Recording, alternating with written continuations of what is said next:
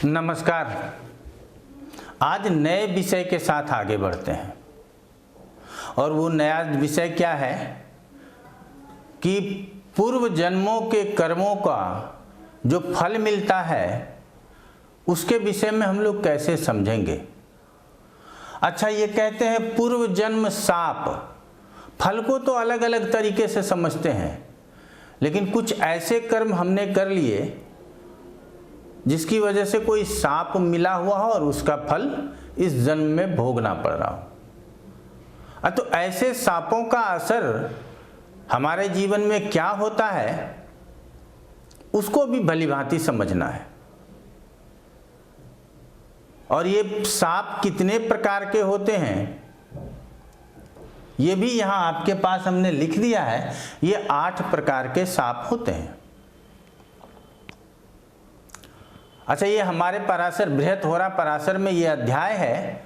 हम इस अध्याय के एक एक श्लोक आपको पढ़ाएंगे। क्यों?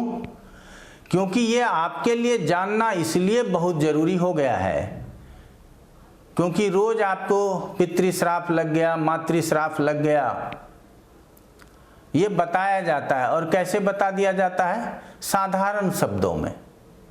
और वो साधारण शब्द क्या होते हैं और साधारण योगों को समझ करके बता दिया जाता है। सूर्य के साथ राहु है, पितृश्राप। अच्छा, अब तो केतु भी है तो भी। अच्छा, अब क्या बोल जाते हैं कि सूर्य में अगर राहु की दशा है तो ये तो पितृश्राप की दशा है। चंद्रमा के साथ राहु, मातृश्राप। तो क्या सिर्फ चंद्रमा के साथ राहु के स्थित हो जाने मात्र से मातृश्राप लग जाता है? इतना साधारण है। पूर्व जन्म के सांप को समझना कितना आसान है। आप इस विषय को नहीं जानते क्योंकि आप अपने कष्ट से पीड़ित रहते हो। तो आपको लगता है कि नहीं, आचार्य जी ठीक ही बोल रहे हैं, हमारा तो समय ऐसा है। क्यों? आपका मनोनुकूल काम नहीं चल पा रहा हो, कुछ भी बोल जाएंगे, 5 शब्द बोलेंगे। आप अपने बच्चे से बहुत दुखी रहते हैं, पति पत्नी में सामंजस्य नहीं है, जितना परिश्रम करते हो उतना लाभ नहीं मिलता, आपको लक फेवर नहीं करता।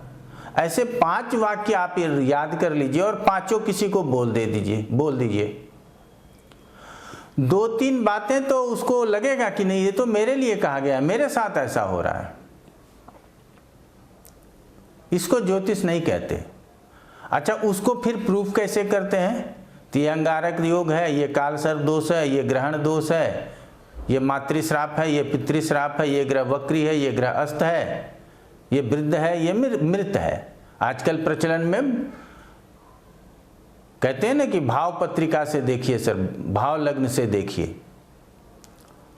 तो ये कुछ एक ऐसे शब्दों का चयन और उस पर 2-4 पॉइंट्स जो है ना, आप लोगों को बहुत जगह, बहुत सारे ज्योतिष के सेंटर भी खुले हुए हैं, वहां ऐसे पॉइंट्स पढ़ा दिए जाते हैं कि आप बस उतना ही सीख पाओ,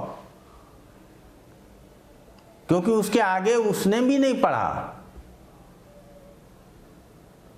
अगर वो पढ़े होते तो आपको पढ़ाते, या फिर वो आपके लिए मेहनत नहीं करना चाहते, वो स्वयं पैसा कमाना चाहते हैं। तो हम ये सांप जो कहते, वो बोलेंगे कि ये पिछले जन्म का सांप है, इस जन्म में आपने कोई गलती नहीं की, इस जन्म में आप महान हो, आपके ऐसा आदमी मिलना मुश्किल है। अपना बड़प्पन किसको प्रिय नहीं होता। तो ये होता है, लोग कहते हैं ना फेस रीडिंग कर लेते हैं। बहुत साधारण है face reading. Live detective test तो फेल हो जाता है और आप नंगी आंखों से फेस रीडिंग करके आप उसका भविष्य बता रहे हो। हम कितना बेवकूफ़ बनाएंगे लोगों को और अपने ज्योतिष की गरिमा कितनी गिराएंगे। चलिए, आप लोग हमारे साथ हैं, आगे बढ़ते हैं। तो ये पूर्व जन्म के सांप को समझने के लिए आज से हम पाठ प्रारंभ करेंगे और पाठ में हमको कुछ नहीं बताना। आज ये बताना है कि ये 8 प्रकार के होते हैं। अब ये जो सर्प सांप है, क्या इसी सांप को मान करके काल सर्प दोष बना दिया गया क्या?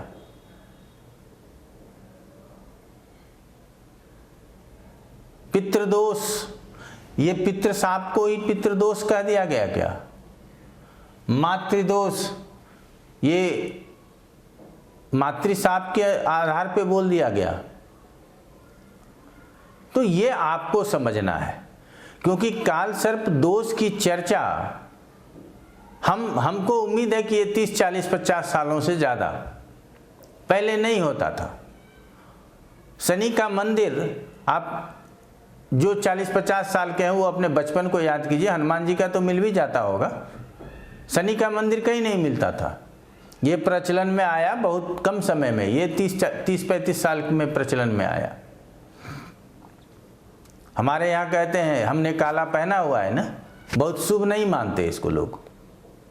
तो काला पत्थर मंदिर में, काले रंग का कलर मंदिर में नहीं होता, भगवा कलर होता है, लाल कलर होता है, अन्य कोई कलर हो जाए लेकिन काला नहीं होता। और वहाँ काले पत्थर से एक मंदिर बना रहे हैं सभी मंदिर के आगे। तो हम अपने संस्कृति का सत्यानाश तो स्वयं करना चाहते हैं। तो फिर हमको बचाएगा कौन? मोदी जी बचाएंगे।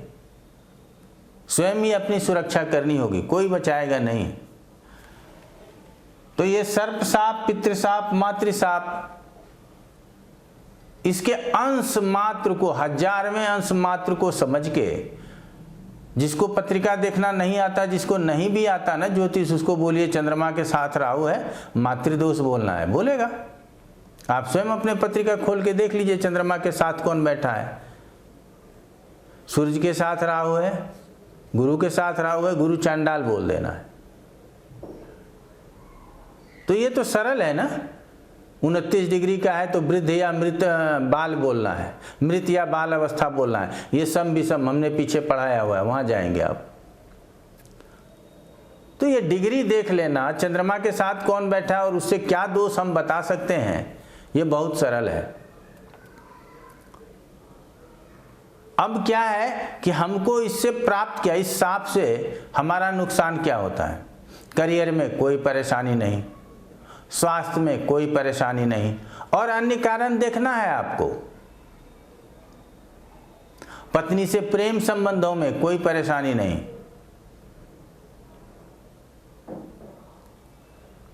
तो ये कोई परेशानी जब है ही नहीं तो हम फिर इसको पढ़ें क्यों? और जब पूर्व जन्म साप हमने लिखा है तो पूर्वार्जित कर्म देखते कहां से हैं? आज छोटी छोटी बातों को समझेंगे। तो ये पूर्वार्जित कर्म हम लोग पंचम से देखते हैं। तो ये पंचम से संबंधित परिणामों की हानि कर सकता है। तो क्या हायर एजुकेशन नहीं होगा? होगा। क्या बड़ा व्यवसाय नहीं होगा? होगा।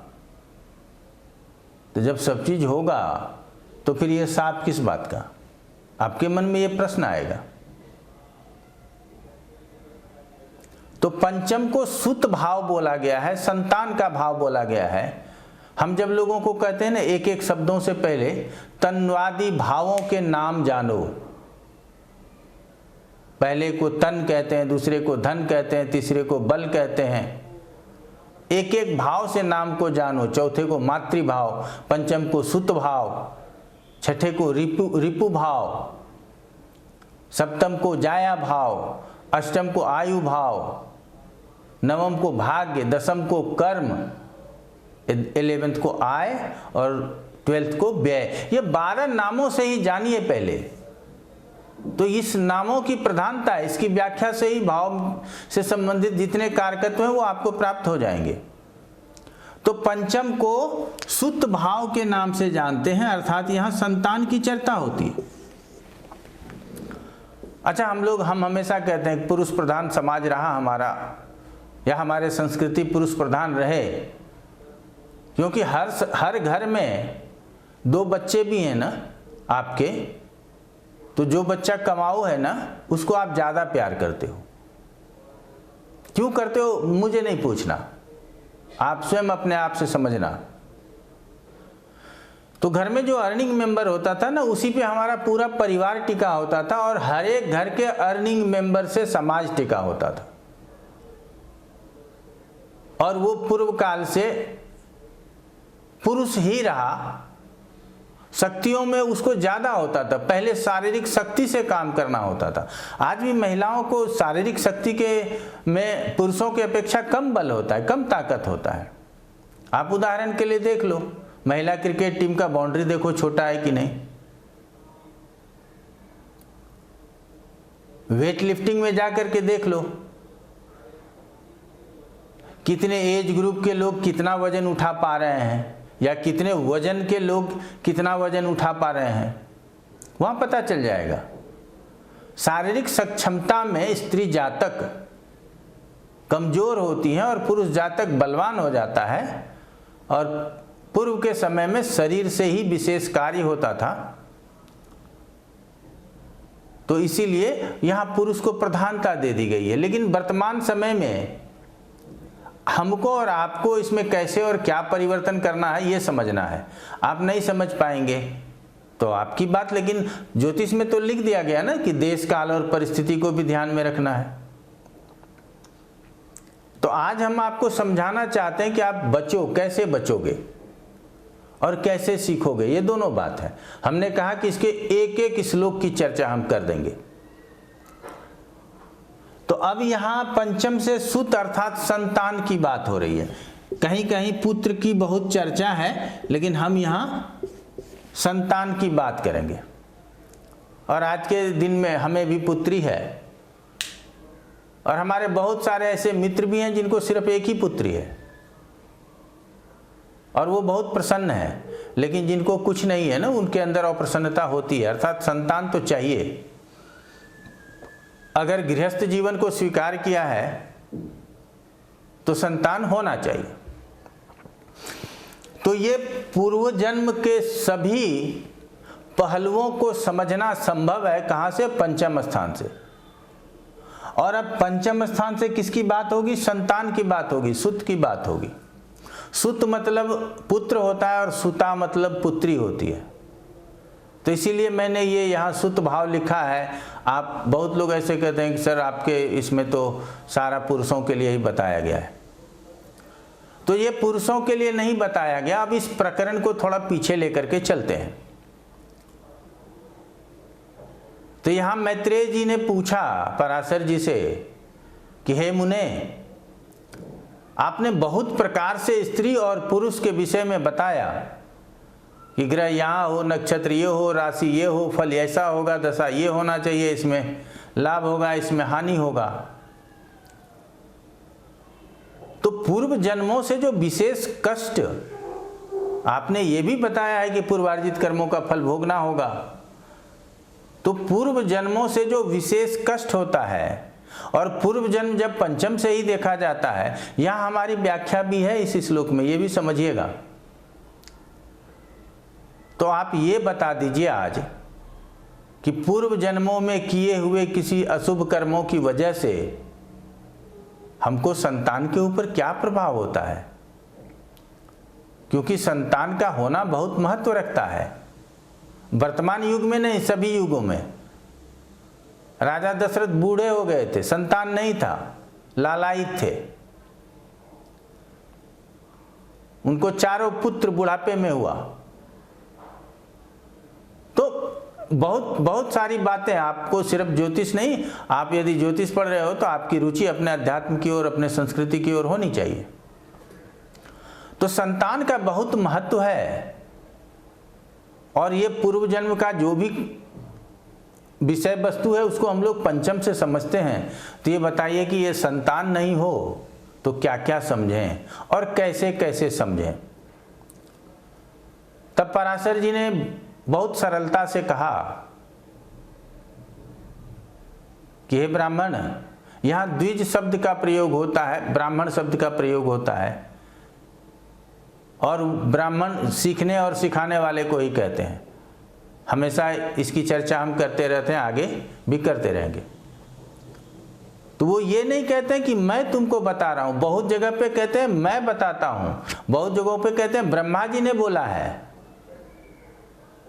अपने ऊपर भी नहीं लेते। और बहुत जगह क्या कह रहे हैं कि पार्वती ने जब शिव से पूछा तब शिव ने ये चर्चा की कि किस किस तरह से जो है संतान नहीं होता है तो पंचम स्थान से संबंध को कैसे समझना चाहिए? अन्य ग्रहों का, अर्थात पंचम पे ही बात आएगी और सिर्फ ये जितने भी शाप हैं ये सिर्फ संतान होने और न होने के संबंध में लागू किया जाए।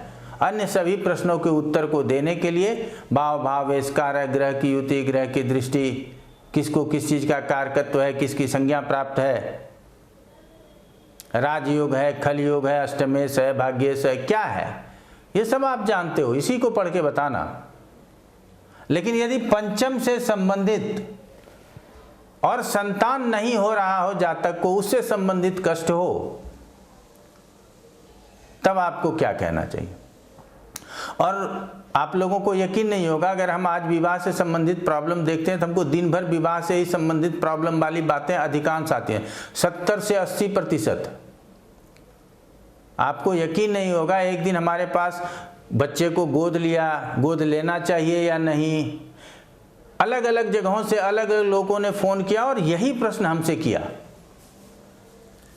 अब मैं इस चीज़ को भी समझना चाहता हूं कि आज मेरे भाग्य में इसी प्रश्न को सॉल्व करने का है क्या निर्देश? कौन सा ग्रह ऐसा है कि आज हमको बस इसी तरह की पत्रिका विशेष देखनी पड़ती है?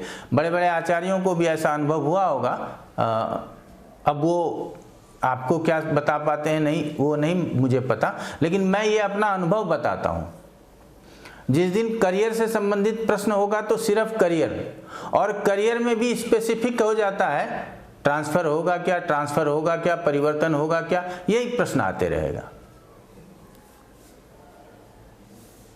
तो चलिए, तो यहाँ पंचम स्थान से और सिर्फ संतान से संबंधित कष्ट को ही देखना है और किसी चीज को नहीं देखना है। धन नहीं आ रहा है तो श्राप, दोष लगा दिया, पितृदोष। नौकरी नहीं मिल रही है तो सूर्य राहु के साथ है। मन विचलित है आज का, किसका मन स्वस्थ है? सबका मन विचलित है, तो उसके लिए चंद्रमा राहु। धन नहीं हो पा रहा है, गुरु राहु। और कोई भी गुरु राहु मिल गया तो सब चीज समाप्त हो गया, अब तो आपको कुछ मिलना नहीं। नौकरी नहीं लग रहा है, कारण क्या है कि ये गुरु राहु के साथ है, चंडाल योग हो गया, सूर्य राहु के साथ है, पितृदोष हो गया, तो नौकरी भी नहीं लगेगा, शादी में भी डिस्टर्ब वही कर रहा है, घर भी नहीं बना पा रहे हो वही कारण हो गया, संतान भी नहीं हो रहा है तो वही कारण हो गया। मतलब हर चीज के लिए एक ही जवाब आपके पत्रिका में सूर्य राहु के साथ दिख गया, बस उसी पर फोकस करेंगे और उसी की उपाय वगैरह कराएंगे। तो यहाँ पे क्या है कि यहाँ कहते हैं पराशर जी अपने ऊपर लेते ही नहीं, कहते हैं कि पार्वती ने शिव से पूछा कि आप यत्न करके, अब यत्न करके मतलब अच्छी तरह से सोच समझ करके बताइएगा, क्योंकि यहाँ पार्वती भी जो है वो शक्ति है, यहाँ मजाक की बात भी नहीं हो रही है। तब पार्वती प्रश्न करती हैं और शिवजी उत्तर स्वरूप बताते हैं कि इस तरह की परेशानी होने से जातक को संतान की प्राप्ति नहीं होती है। तो यहाँ तो माता है ना, माता का हृदय बहुत नरम होता है। यही एक ऐसा अध्याय है जिसमें अगर मातृश्राप बता दिया गया तो इससे दूर होने के लिए उपाय भी बताया गया, क्योंकि वो पार्वती जी का प्रश्न है ना। अगर ऐसा हो गया तब तो हमारे लोक में लोग दुखी होंगे, तो शिव से कहती है इसका उपाय भी साथ के साथ बताना। तो उपाय भी साथ के साथ बताया गया है, और जो उपाय वहां बताया गया है शायद आप सुने भी नहीं होंगे, और आप जो उपाय कर रहे हैं उसकी तो जानकारी हमें भी नहीं है। तो यहाँ पे ब्रह्मा जी की भी बात नहीं हुई, शिव की बात हुई। ज्ञान शिव देते हैं और किसी भी प्रकार का ज्ञान वहीं से संचालित है। इसीलिए समझ लीजिए कि इस प्रकरण का कितना महत्व है कि पराशर जी ने सीधे इसको शिव से जोड़ दिया है। तो हम ज्योतिष को ये नहीं कहते कि आप कितना सीख लिए हो, आप ज्योतिष को कितना सीख सकते हो, कितना सामर्थ्य रखते हो। हमने देखा है कि हमने 600 650 से ऊपर पाठ हो गया होगा और हमको लगता है कि हम तो अभी ABCD बता रहे हैं। इतने पाठों में न जाने कितने हस्तरेखा के विषय में, कितने वास्तु के विषय में, कितना न्यूमरोलॉजी के विषय में, सारे पाठ आपके पास मिल जाएंगे। लेकिन मैं वो कभी नहीं करूँगा। आपको पसंद आए या नहीं आए, हमारा एक ही उद्देश्य है कि हम ज्योतिष में जो कहा गया उसको वर्तमान समय में हम उसकी व्याख्या कैसे कर सकते हैं और इसी को समझाते रहेंगे और कोई भी चैप्टर नहीं छोड़ेंगे, ये भी आप लोग समझिएगा। तो यहाँ संतान से में ही परेशानी होगी, संतान का नहीं होना, गर्भ का नहीं ठहरना, संतान होने के बाद संतान की मृत्यु हो जानी। तो ऐसे परेशानियों के लिए ये 8 प्रकार के सांप को पढ़ना है। ग्रह 9 होते हैं, तो सूर्य से लेकर के राहु तक इसमें शामिल है। केतु एक्सिस बनाते रहता है। तो आगे हम लोग इसी को समझेंगे, पाठ बहुत लंबा हो जाएगा। तो आप तैयार रहें कि अब हम लोगों को पितृदोष नहीं मानना, मातृदोष नहीं मानना, गुरु चांडाल नहीं मानना, अंगारक नहीं मानना। कंजंक्शन क्या बताता है? कंजंक्शन बुरा बता रहा है, बुरा बता देंगे। नाम क्यों खराब करें? गुरु चांडाल क्यों बोले? अंगारक जैसे शब्दों का प्रयोग क्यों करें? और वो होता कैसे, बनता कैसे और उससे परेशानी सिर्फ और सिर्फ संतान में कहेंगे। ये नहीं कहेंगे कि पत्नी छोड़ के चली गई तो आपको जो है सो ये ग्रहण दोष लग गया था, पितृदोष लग गया था। इसलिए शादी के 20 साल 25 साल बाद भी लोग कहते हैं मांगलिक नॉन मांगलिक। वो तो समय समाप्त हो गया। 20 साल तक मंगल काम नहीं कर रहा था, 21वें साल से काम करना शुरू किया। तो संवाद ऐसे जो तर्कपूर्ण हो और रुचिपूर्ण हो और जिसमें सत्यता हो, आपको वही सुनना चाहिए। अगर हम भी मिथ्या भाषण यहाँ से दें तो आप हमारा भी त्याग करें। आगे ये नया पाठ प्रारंभ हुआ है और इससे बहुत लोगों को समाधान मिलेगा। और हमने कहा कि हमको वर्तमान समय में संतान से संबंधित प्रश्न बहुत आए, इसीलिए हम इसी चैप्टर को सोचे कि पढ़ा देना चाहिए। और बहुत लोग भ्रमित हैं इस दोष को समझ करके, तो उनका ज्ञान चक्षु खुलेगा और आप लोगों को लाभ मिलेगा। आज इतना ही। आप लोगों का बहुत बहुत धन्यवाद।